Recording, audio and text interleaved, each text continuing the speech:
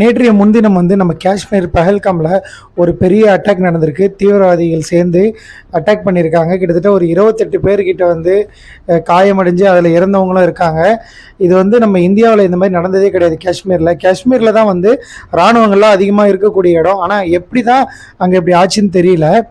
இதில் ரொம்ப கஷ்டமான ஒரு விஷயம் என்னன்னு பார்த்தீங்கன்னாக்கா, எல்லாருமே பார்த்துருப்பீங்க இந்த பஹல்காமோட அட்டாக் பற்றி நிறைய வீடியோ வந்திருக்கும்.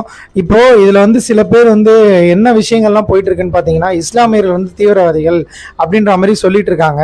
இது பாகிஸ்தான் தீவிரவாதிகள் செஞ்சதாக தான் இது வரைக்கும் நியூஸ் வந்துட்டு இருக்கு. இப்போ இந்தியாவுக்கும் பாகிஸ்தானுக்கும் தான் பிரச்சனைன்ற மாதிரி தான் இந்த பிரச்சனை.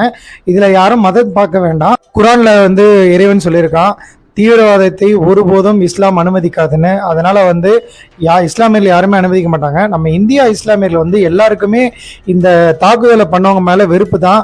அவங்க பாகிஸ்தான் முஸ்லீமாகவே இருக்கட்டும், நம்ம இந்தியானா நம்ம இந்தியா மட்டும்தான். நம்ம வந்து எல்லாருமே இந்தியர்கள் தான். அதில் வந்து முஸ்லீமு, நான் இந்து கிறிஸ்டின்லாம் பார்க்க தேவையில்ல. நம்ம இந்தியாவுக்கு ஒரு பிரச்சனைனா நம்ம இருக்கிற மதத்தை சேர்ந்தவங்க வேற நாடுக்காரனாக இருந்தாலும் கண்டிப்பாக அவனை எதிர்க்க தான் செய்வோம்.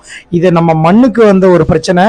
அதனால் கண்டிப்பாக வந்து நம்ம இந்திய அரசாங்கம் கூடிய விரைவில் வந்து நடவடிக்கை எடுக்கணும். ஏற்கனவே பல நடவடிக்கை எடுக்கிறதா சொல்லிட்டு இருக்காங்க. நானும் பார்த்தேன், நிறைய வீடியோஸ் நீங்களும் பார்த்துருப்பீங்க. இப்போ வீட்டெல்லாம் இடிச்சுன்னு சொல்லிட்டு. அதே மாதிரி வந்து இதில் ஒரு இஸ்லாமியர் வந்து குதிரை ஓட்டுறவர் வந்து தன்னோட உயிரையே கொடுத்துருக்காரு எல்லாரையும் காப்பாற்ற வந்து தடுத்து. ஒரு முஸ்லீமு. நான் கிளிப்பிங்ஸ் போடுறேன், அந்த கிளிப்பிங்ஸும் பாருங்கள், ஃபோட்டோஸ் போடுறேன், அதையும் பாருங்கள். அகமது ஷா அப்படின்றவர் வந்து காஷ்மீரில் குதிரை ஓட்டிட்டு தன்னோட வாழ்வாதாரத்தை வந்து டெய்லி நடத்திட்டு இருக்கவர். ரொம்ப ஏழ்மையான குடும்பம். அவர் அப்போ அந்த தீவிரவாதிகளை தடுத்து ரொம்ப முயற்சி பண்ணியிருக்காரு. ஆனால் அந்த தீவிரவாதி வந்து அவரை சுட்டுட்டாங்க, அவரும் இறந்துட்டாரு. அவரும் ஒரு இஸ்லாமியர் தான். ஆனால் அவர் அங்கே மதம் பார்க்கல, மனிதநேயமாக வந்து மக்களை காப்பாற்றணும் முயற்சிட்டு தன்னோட உயிரை விட்ட, அதாவது வீர மரணம் தான் சொல்கிறேன். எப்படி ஒரு இராணுவத்தில் ஒருத்தவங்க இறந்து போனாங்களோ அதே மாதிரி தான் இதையும் நான் கருதணும். ஏன்னா தன்னோட இப்போ இராணுவத்தில் எப்படி தான் உயிர் போனாலும் பரவாயில்ல நாட்டு மக்களை காப்பாற்றுறாங்களோ அதே மாதிரி தான் இவரை மக்களுக்காக போராடி இருக்காரு. அப்புறம் இன்னொருத்தர் வியாபாரி ஒருத்தர் சஜித் அகமது அப்படின்னு சொல்லிட்டு, அவரும் அந்த மாதிரி ஒருத்தவங்க காயமடைஞ்சவங்களை வந்து துப்பாக்கி சூட்டில் காயமடைஞ்சவங்களை தன்னோட தோல் மேலே ஏற்றிக்கிட்டு போகிற அந்த ஒரு வீடியோவை நான் பார்த்தேன். நீங்களும் பார்த்துருப்பீங்க.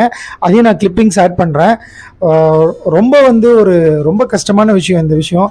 சீக்கிரமாக வந்து இந்திய இராணுவமோ இந்திய நம்ம பிரதமரும் நடவடிக்கை எடுக்கணும். கண்டிப்பாக எல்லாரோட இதுவும் அதுதான், என்னோட இதுவும் அதுதான்.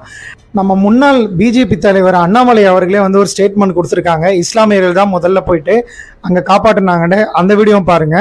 ஆப்பாத்த வந்தது அங்க இருக்கக்கூடிய இஸ்லாமிய சகோதரர்கள் தான். பெஹல்காம்ல இந்த அட்டாக் நடந்த பிறகு பாத்தீங்கன்னா அது குறிப்பா தீவிரவாதிகளுடைய மனநிலையை சொல்றோம். நமக்குள்ள நாம் இஸ்லாம் இந்து எல்லாம் சமம் தான், ஒன்றுதான், நமக்குள்ள வேற்றுமை இல்லை என்றால் நினைத்தாலும் கூட இதையும் பார்த்திருப்பீங்க. நம்ம இந்தியாவுக்கு ஒண்ணுனா நம்ம சும்மா இருக்கக்கூடாது. மீண்டும் இந்த மாதிரி ஒரு தாக்குதல்